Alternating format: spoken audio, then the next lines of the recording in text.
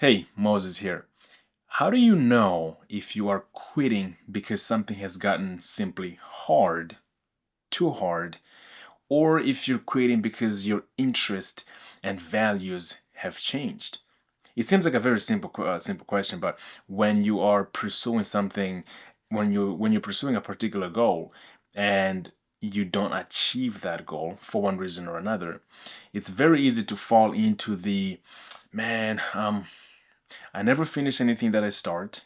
I'm such a failure because I did not complete the goal that I set out to achieve. So by asking yourself, am I quitting because it's difficult, or am I quitting because my values, my interests have changed? It kind of forces you to wrestle with this internal internal thing. And I think it was Jordan Peterson, Dr. Jordan Peterson, that said one of the ways that you can know whether you're quitting because things have gotten hard or not is whatever goal that you choose to pursue after you quit. If that goal is just as hard or harder, right, than the goal that you were pursuing before, that's one easy way of telling whether you quit because it was hard or because your interests changed. So, for example, let's say when I was doing flight training, right? Let's say that I wasn't learning to fly so for leisure. Let's say that I was learning to fly because I wanted to be a commercial pilot, right? And then along the way, I shift, and I start to pursue, let's say, an aerospace engineering degree, right? Okay, that would be a very easy way to tell, okay, I didn't quit because pilot training is hard, because pursuing an aerospace engineering degree, it's not easier than becoming a commercial pilot, right? And that's a very clear, simple answer, a simple situation. But you might be in a situation that's a bit more difficult, right? But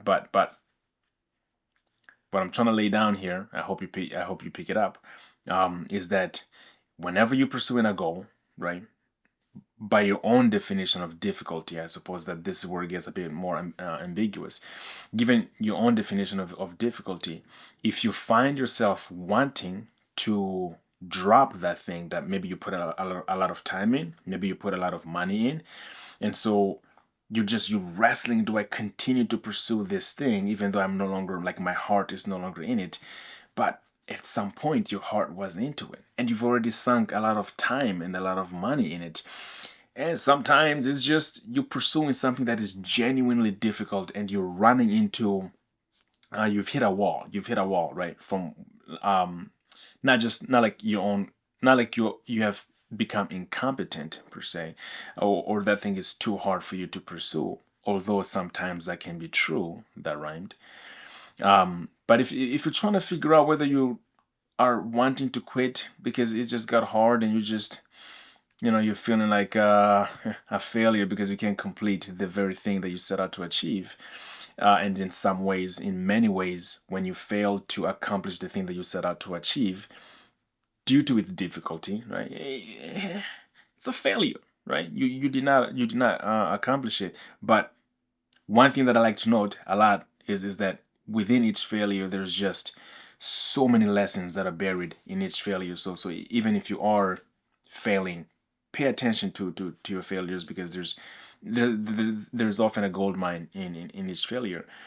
But if it's not that clear, if it's not that black and white, whether you're quitting because it's too hard or because your interests have changed, just look at where your heart is pulling you, right? And ask yourself, okay, is this new thing that I want to pursue, is it just as hard or harder than this thing that I've been pursuing, or that I've put so much money in? Okay, those are my 2 cents. I hope that makes sense. I'm only 30, almost 31, so take this with a giant grain of salt. Take it with a giant grain, and know that I don't have all the answers. I barely know what this whole thing that we call life is all about. But I think that would be one nugget that you could take away, that I've taken away, that I've actually implemented into my own life. And sometimes it makes me feel like, okay, we're not failures. We're not shifting direction because things got too hard. We're shifting directions because our interests have changed and we're moving into a different direction that is just as hard or harder than the other direction that we were initially going. Okay, thank you so much for listening.